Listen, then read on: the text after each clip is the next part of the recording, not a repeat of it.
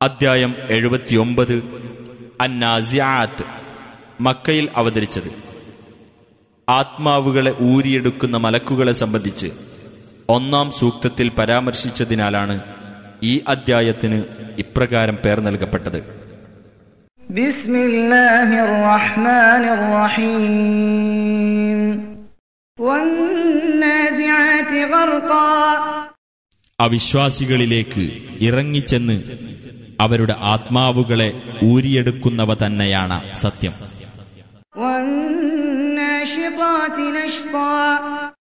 സത്യവിശ്വാസികളുടെ ആത്മാവുകളെ സൗമ്യതയോടെ പുറത്തെടുക്കുന്നവ തന്നെയാണ് സത്യം.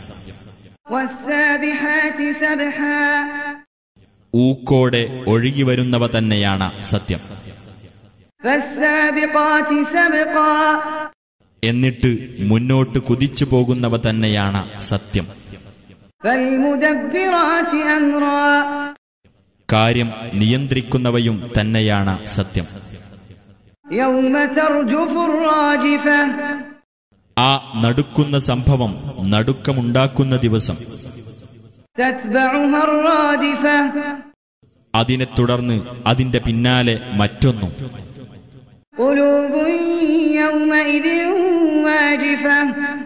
ചില ഹൃദയങ്ങൾ അന്ന് വിറച്ചുകൊണ്ടിരിക്കും. അവയുടെ കണ്ണുകൾ അന്ന് കീഴ്പോട്ടു താഴ്ന്നിരിക്കും.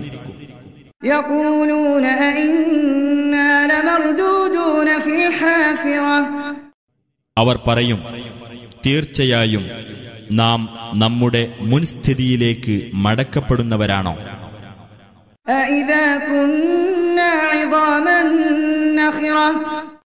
നാം ജീർണിച്ച എല്ലുകളായി കഴിഞ്ഞാലും നമുക്ക് മടക്കമോ?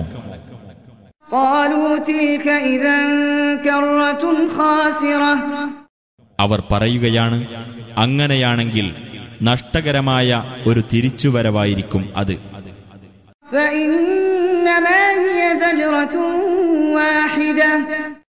അത് ഒരേയൊരു ഘോര ശബ്ദം മാത്രമായിരിക്കും.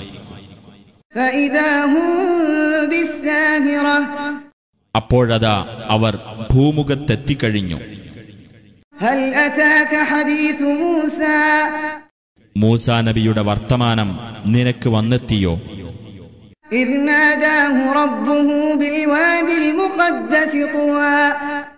തുവാ എന്ന പരിശുദ്ധ താഴ്വരയിൽ വെച്ച് അദ്ദേഹത്തിന്റെ രക്ഷിതാവ് അദ്ദേഹത്തെ വിളിച്ച് ഇപ്രകാരം പറഞ്ഞ സന്ദർഭം.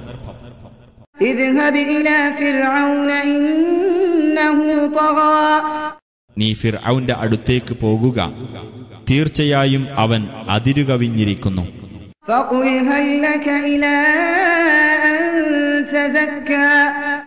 എന്നിട്ട് ചോദിക്കുക, നീ പരിശുദ്ധി പ്രാപിക്കാൻ തയ്യാറുണ്ടോ?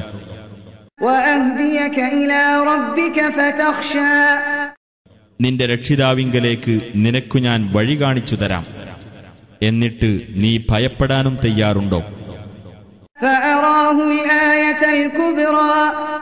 അങ്ങനെ മൂസ അവന് ആ മഹത്തായ ദൃഷ്ടാന്തം കാണിച്ചുകൊടുത്തു. അപ്പോൾ അവൻ നിഷേധിച്ചു തള്ളുകയും ധിക്കരിക്കുകയും ചെയ്തു. പിന്നെ അവൻ എതിർശ്രമങ്ങൾ നടത്തുവാനായി പിന്തിരിഞ്ഞുപോയി. അങ്ങനെ അവൻ തന്റെ ആൾക്കാരെ ശേഖരിച്ചു. എന്നിട്ട് വിളംബരം ചെയ്തു, ഞാൻ നിങ്ങളുടെ അത്യുന്നതനായ രക്ഷിതാവാകുന്നു എന്ന് അവൻ പറഞ്ഞു.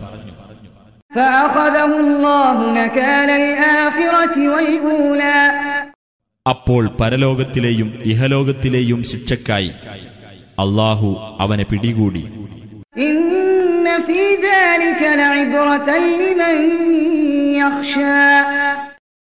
തീർച്ചയായും അതിൽ ഭയപ്പെടുന്നവർക്ക് ഒരു ഗുണപാഠമുണ്ട്.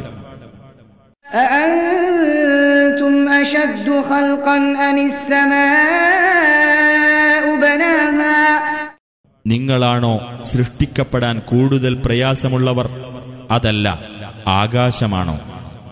അതിനെ അവൻ നിർമ്മിച്ചിരിക്കുന്നു.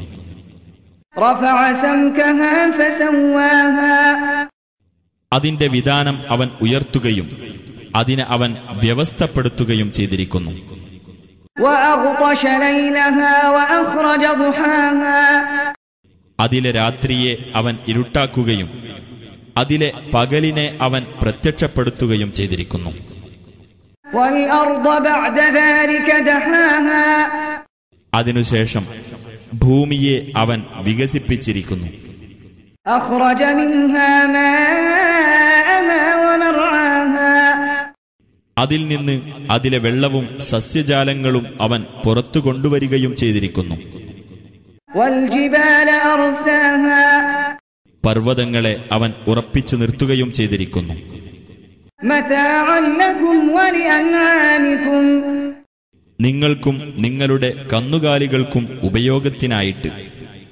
فإذا جاءت الطامة الكبرى എന്നാൽ ആ മഹാവിപത്ത് വരുന്ന സന്ദർഭം يوم يتذكر الإنسان ما سعى അതായത് മനുഷ്യൻ താൻ അധ്വാനിച്ചു വെച്ചതിനെപ്പറ്റി ഓർമ്മിക്കുന്ന ദിവസം. وبرزت الجحيم لمن يرى കാണുന്നവർക്കു വേണ്ടി നരകം വെളിവാക്കപ്പെടുന്ന ദിവസം.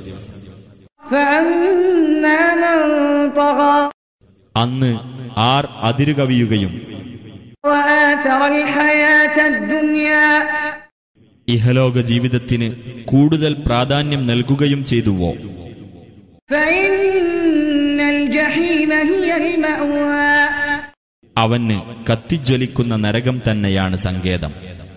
وأما من خاف مقام ربه ونهى النفس عن الهوى അപ്പോൾ ഏതൊരാൾ തന്റെ രക്ഷിതാവിന്റെ സ്ഥാനത്തെ ഭയപ്പെടുകയും മനസ്സിനെ തന്നിഷ്ടത്തിൽ നിന്ന് വിലക്കി നിർത്തുകയും ചെയ്തുവോ فإن الجنة هي المأوى അവന് സ്വർഗം തന്നെയാണ് സങ്കേതം. يسألونك عن الساعة أيان مرساها ആ അന്ത്യസമയത്തെപ്പറ്റി അതെപ്പോഴാണ് സംഭവിക്കുക എന്ന് അവർ നിന്നോട് ചോദിക്കുന്നു. فيما أنت من ذكراها നിനക്ക് അതിനെപ്പറ്റി എന്ത് പറയാനാണുള്ളത്? إلى ربك منتهاها നിന്റെ രക്ഷിതാവിങ്കലേക്കാണ് അതിന്റെ കലാശം.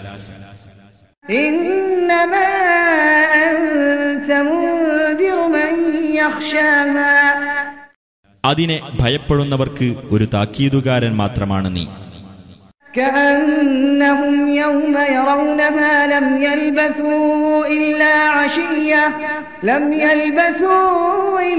عشية أو ضحاها അതിനെ അവർ കാണുന്ന ദിവസം ഒരു വൈകുന്നേരമോ ഒരു പ്രഭാതത്തിലോ അല്ലാതെ അവർ ഇവിടെ കഴിച്ചുകൂട്ടിയിട്ടില്ലാത്ത പോലെയായിരിക്കും അവർക്ക് തോന്നുക.